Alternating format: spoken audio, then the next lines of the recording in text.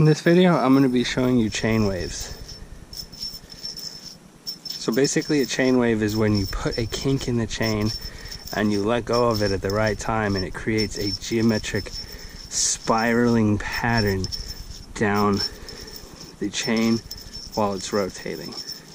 It's a really cool looking trick. It's fun to do. You can do it both ways.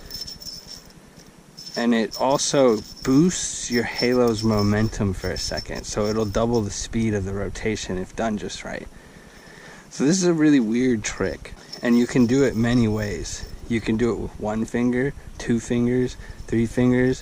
One finger tends to be smaller chain waves, and you have to release a little bit sooner, so they're very small.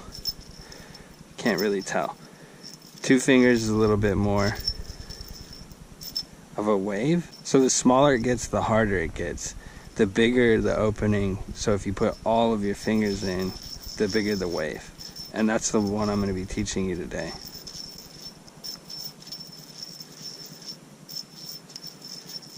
So I'm going to be showing you how to do this one because it's the easiest. So what you want to do, when it's coming up, you pinch this part with your thumb and index, and the chain wants to go over your hand, and at this point you have a release. At any point you can just open that gap and it'll let that slack go. A good way to practice it would be to do this.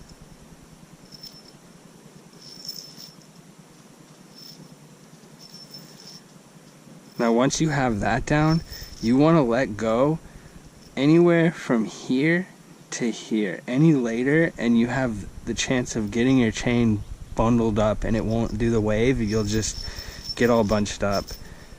It won't complete it. Part of this happening is that you have to rotate your hand out. So once you pinch and you go over, you kind of want to sling the chain wave out at a 45-degree angle away from you. And this kind of makes it go into a 3D plane, and it prevents the chain from being bunched up because the chain is now flying away from me versus grabbing on top of itself and getting bunched up.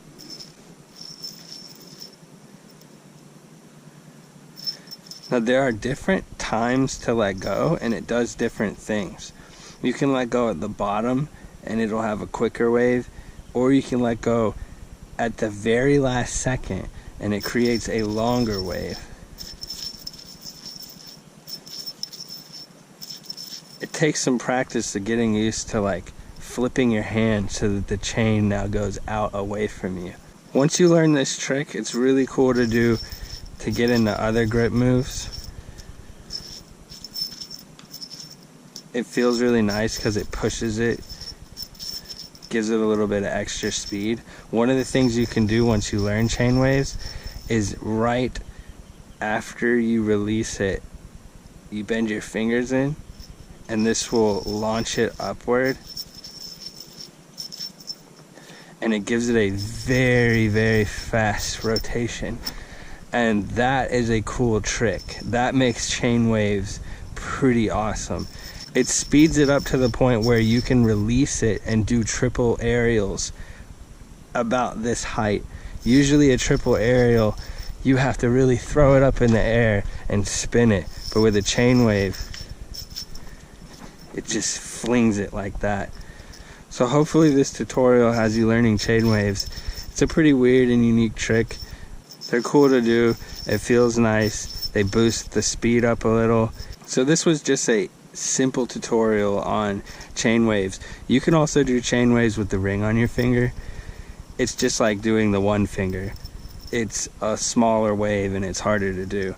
But there are other options and other tricks to do with chain waves. So hopefully you're learning them in no time and discovering new waves.